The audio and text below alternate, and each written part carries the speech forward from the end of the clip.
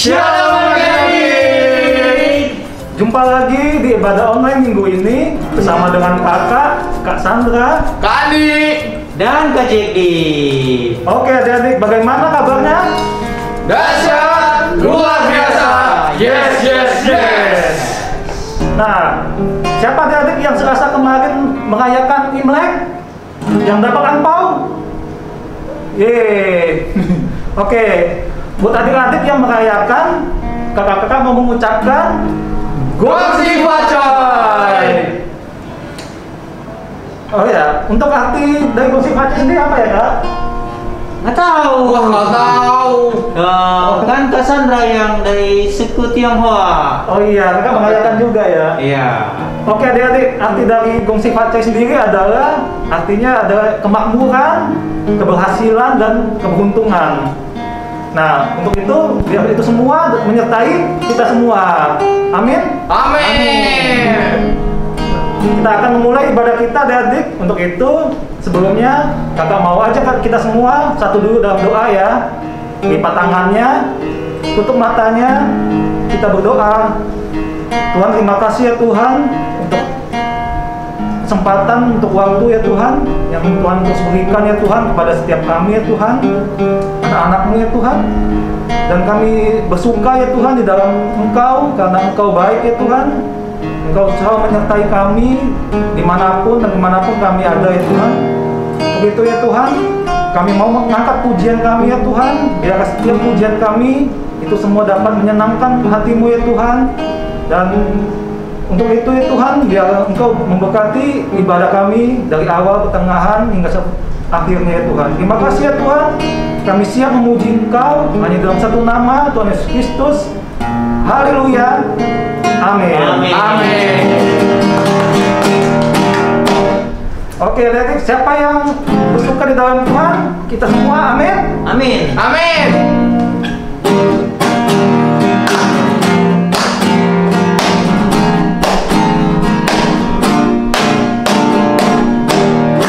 Hari ini hari yang telah dijadikan Tuhan, mari kita bersuka.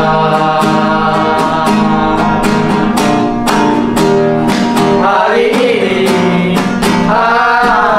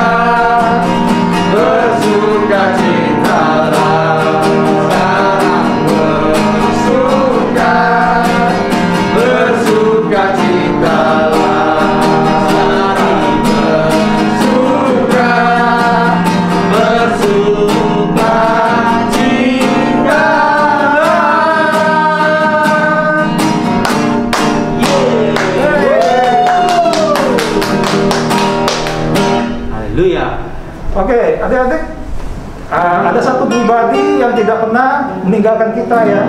Iya, siapa Pak? Yaitu Tuhan Yesus. Yesus Kristus. Untuk itu kita mau angkat satu pujian lagi. Ada satu sobatku.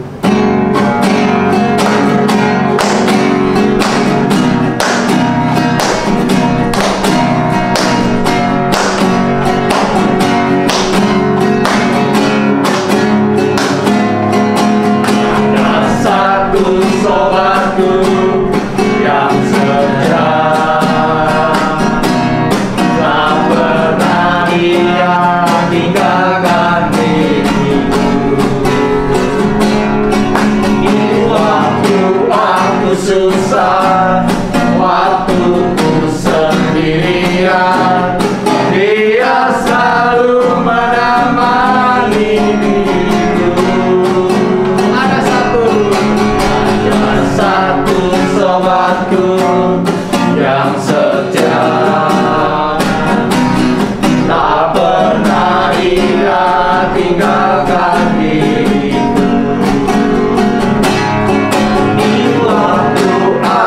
Susah, waktuku sendirian, Dia selalu menemani diriku. Siapa namanya? Namanya Yesus. Namanya Yesus. Nama Yesus yang menghibur hatiku. Siapa namanya?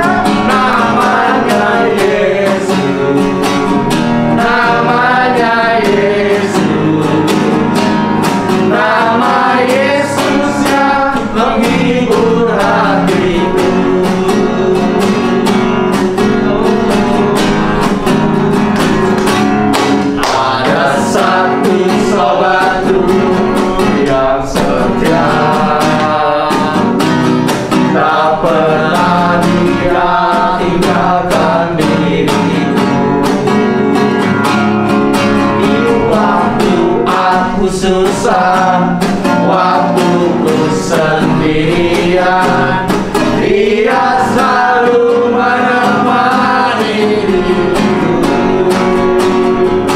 Namanya Yesus, namanya Yesus, nama Yesus yang menghibur hatiku. Namanya Yesus, namanya Yesus, nama Yesus yang menghibur hatiku. Namanya Yesus, namanya Yesus, namanya Yesus, nama Yesus yang menghibur hatiku. Namanya Yesus, namanya Yesus, nama Yesus yang menghibur hatiku. Nama Yesus yang menghibur hatiku.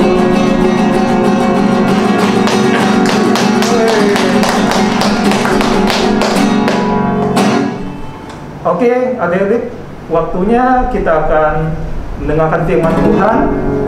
Untuk itu kita mau mempersiapkan hati kita. Kita mau angkat dulu satu pujian seperti rusa yang haus.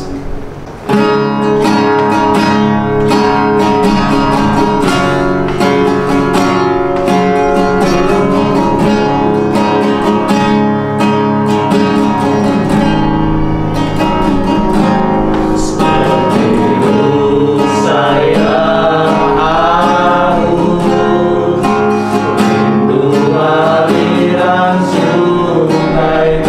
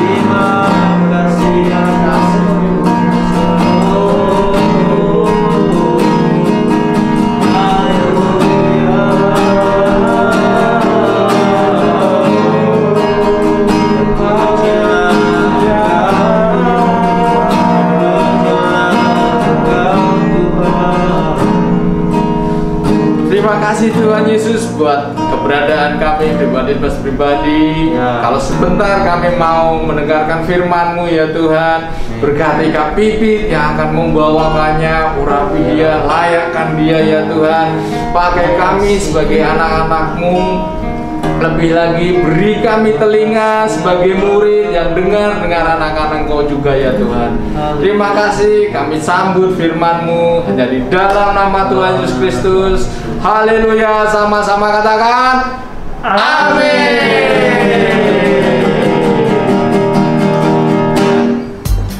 Halo, shalom adik-adik. Tadi kita udah memuji Tuhan. Siapa yang bersuka cita? Kakak percaya semua bersuka cita ya. Kakak lihat tangan-tangan yang terangkat, semuanya bersuka cita. Nah, kita mau mendengarkan firman Tuhan, kita mau mendengarkan cerita firman Tuhan. Adik-adik ingat gak? Kakak mau cerita tentang cerita ini panjang sekali. Nanti adik-adik boleh baca di Kejadian 24 ayat 1 sampai 67. Tapi kakak mau ceritain singkatnya ya. Adik-adik masih ingat dengan Bapak Abraham? Saya masih ingat Bapak Abraham. Bapak Abraham siapa istrinya? Iya betul Ibu Sarah. Siapa anaknya? Siapa? Hayo. Iya, Ishak, anaknya Ishak.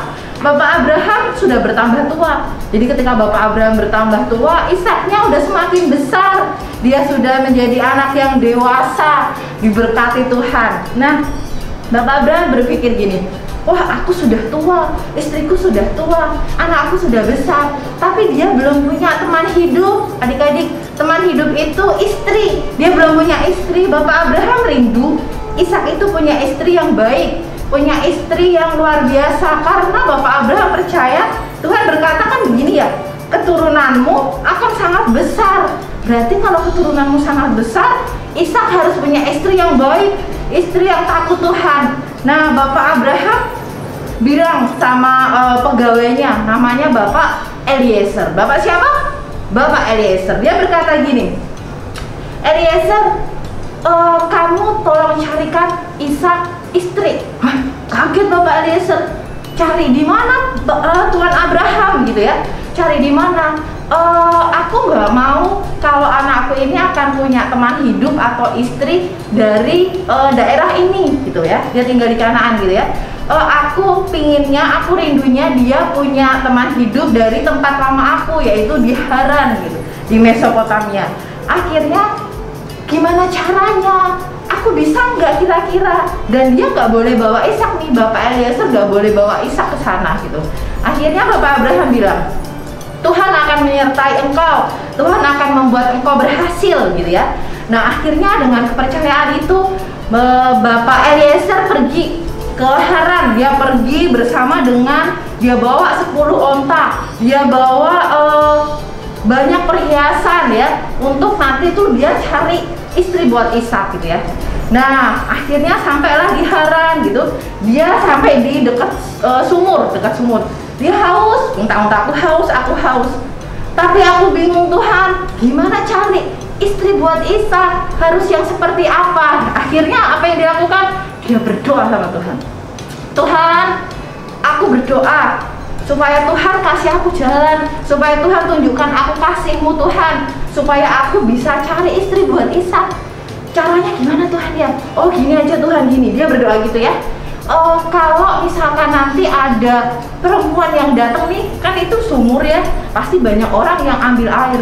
Kalau ada orang yang nanti aku mintain air, dia kasih, terus dia juga kasih unta-untaku, berarti itu Tuhan, tunjukkan Tuhan itu. Dia belum selesai berdoa, tiba-tiba ada seorang gadis perempuan yang cantik sekali, namanya adalah Ribka ya. Dia datang ke sumur itu, dia ambil air, terus Bapak Eliezer bilang, permisi, boleh aku minta minum? Nah, Ribka tuh tiba-tiba padahal belum kenal nih, tiba-tiba dia kasih minum itu. Oh iya Tuan, ini minum untuk Tuan gitu, minum. Oh, aku lihat, kata Ribka, aku lihat ada unta-untamu, aku akan ambilkan unta-untamu minum. Nah, Bapak Eliezer kaget, wah kok dia mau baik banget nih gitu ya. Akhirnya si Ribka ini ngambil air lagi ke sumur, ngasih unta-untanya minum itu. Nah, si Bapak Eliezer percaya, oh Tuhan, ini orangnya. ini yang akan jadi istrinya Ishak. Dia belum kenal aku aja dia udah baik gitu kan. Akhirnya dia tanya, siapa namamu gitu. Dia cerita, namaku Ribka, aku tinggal di sini, orang tua aku ini, aku punya kakak dan sebagainya. Akhirnya singkat cerita adik-adik, Bapak Eliezer ini ikut pulang ke rumahnya Ribka ini ya. Dia ikut pulang, dia bermalam di situ, dia menceritakan tujuannya ke Haran. Dia ingin mencari istri untuk Ishak, anak dari tuannya. Akhirnya setelah ditanya-tanya dan akhirnya Ribka mengiyakan. Ribka mau untuk menjadi istrinya Ishak. Nah, dari cerita Ribka ini adik-adik, Ribka ini orangnya tadi ya baru ketemu sama Bapak Eliezer, terus baru kenal, dia itu sudah menolong, dia itu sudah baik, dia itu sudah mau berbagi sesuatu yang dia harus berkorban ya, ambil air kasih ke Bapak Eliezer, ambil air lagi kasih ke unta-untanya. Nah, makanya Bapak Eliezer percaya yakin, ini orangnya, dia orang yang baik, yang pas buat Ishak. Akhirnya singkat cerita lagi, si Ribka ini diboyong ke tempatnya Ishak dan menikahlah mereka, dan pernikahan itu diberkati oleh Tuhan. Nah adik-adik, dari sini kita mau belajar, kita mau jadi seorang yang baik. Jadi si Ribka ini adalah orang yang baik, dia menjadi teman yang baik nantinya untuk Ishak gitu ya. Dia suka menolong, dia nggak pandang bulu, dia nggak kenal sama dia, males banget gitu. Tapi dia mau berkorban untuk Bapak Eliezer dan unta-untanya itu tadi ya. Nah adik-adik, ada satu lagi, ada satu pribadi lagi yang baik sekali. Dia adalah teman terbaik kita. Siapa namanya? Tuhan Yesus. Kenapa kok dia terbaik ya? Kenapa Tuhan Yesus kok terbaik ya? Karena ternyata Tuhan Yesus itu yang lebih dulu mengasihi kita. Tuhan Yesus yang lebih dulu menyayangi kita. Apa buktinya Kak? Dengan dia mengorbankan dirinya. Dia mati di kayu salib buat siapa? Buat dosa kakak, buat dosa adik-adik, buat dosa papa mama, dan buat dosa semuanya gitu ya. Tuhan Yesus yang enggak berdosa, dia mau turun ke dunia dan menebus dosa kita. Dia teman terbaik kita. Nah, ketika adik-adik sudah belajar nih, adik-adik belajar tentang Tuhan Yesus tadi, adik-adik belajar tentang Ribka, kita sudah banyak dibekali oleh firman Tuhan, kita sudah banyak tahu kebenaran firman Tuhan. Nah, kita juga mau jadi teman baik untuk orang lain. Jadi misalkan adik-adik di sekolah, Kak, aku punya teman yang nakalnya luar biasa. Jangan kita jauhin dia, kita mau membagikan kebaikan kita ke orang itu. Kita mau kasih tahu, kita mau tegur, kalau begini itu nggak boleh, Tuhan nggak suka, itu jahat loh gitu ya. Atau misalkan ada teman kita yang sakit, aku boleh nggak berdoa buat kamu, aku boleh nggak jadi teman kamu yang baik gitu ya. Jadi orang lain akan terpengaruh dengan kehidupan kita gitu. Nah adik-adik, jadi kita mau peduli, kita mau mengasihi orang lain. Kenapa? Karena Tuhan sudah terlebih dahulu mengasihi kita. Nah satu lagi adik-adik, kita juga harus mencari pergaulan yang baik. Karena di firman Tuhan dikatakan pergaulan yang buruk merusak kebiasaan yang baik gitu ya. Jadi kita mesti cari teman-teman yang baik. Bukan kita pilih-pilih teman, tidak. Tapi ketika kita sudah tahu ini temennya ini suka bikin jahat nih, suka bikin curang nih, ketika aku sudah kasih tahu dia tetap begitu, ya udah, kita berarti berteman dengan yang lain, tetap kita anggap dia teman, tetap kita doakan dia, tapi kita cari teman yang bisa membuat kita lebih bertumbuh di dalam Tuhan, lebih mengenal Tuhan, lebih menjadi anak yang baik gitu ya, diberkati Tuhan dan jadi berkat buat banyak orang gitu adik-adik. Jadi hari ini kita belajar tentang kita menjadi teman baik untuk orang lain, dan kita mau menemukan teman yang baik juga. Pergaulan kita diberkati Tuhan sehingga kita juga memberkati orang lain. Nah adik-adik, kakak punya satu ilustrasi seperti ini. Kita ya, kakak punya 2 roti yang kosong ya, punya 2 roti yang kosong. Nah, 1 roti ini diibaratkan hidup kita masih kosong nih. Nah, kemudian kita diisi sama kebenaran firman Tuhan. Kita sering cuekin, kita sering dengerin firman Tuhan, kita sering berdoa, kita sering memuji Tuhan. Jadi ada kasih Tuhan dalam hidup kita. Bentar ya. Nih, ada kebaikan Tuhan. Kakak kasih seperti ini. Nah, ini kelihatan adik-adik ya? Ini ada kasih Tuhan. Jadi hidup kita ini udah dipenuhi sama kasihnya Tuhan gitu ya. Ada kebaikannya Tuhan. Nah, Tuhan maunya ini gak cuma di sini doang. Ini gak cuma jadi satu ini doang. Tapi Tuhan maunya begini.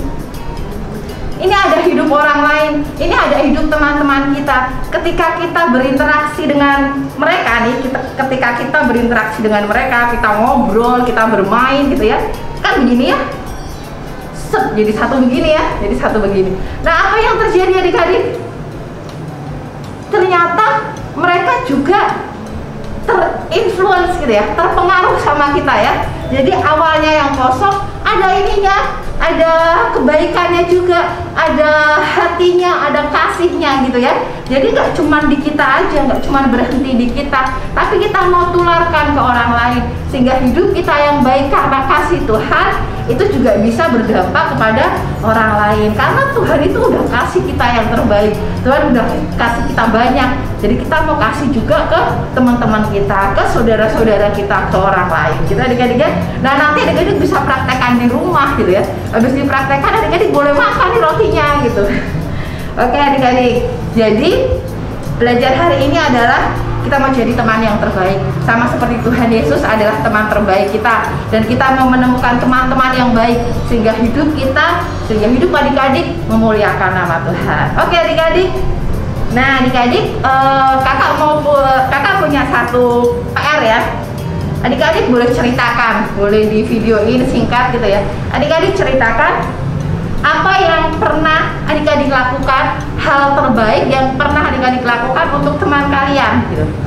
Hal terbaik apa ya yang pernah aku lakukan buat si A, si B, si C? Pasti ada satu aja gitu ya. Misalkan, Kak, aku pernah loh ajak dia untuk mendoakan mamanya gitu. Nah, atau Kak, aku pernah ajak dia makan gitu ya.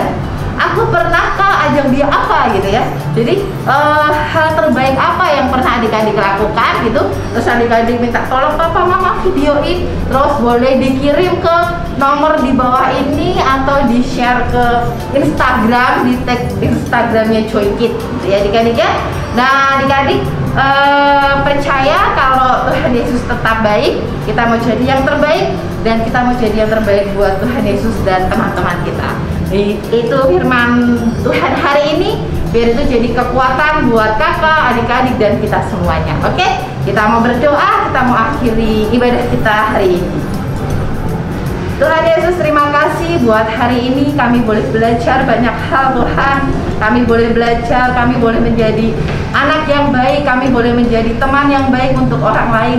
Karena kami percaya Tuhan sudah mengasihi kami terlebih dahulu.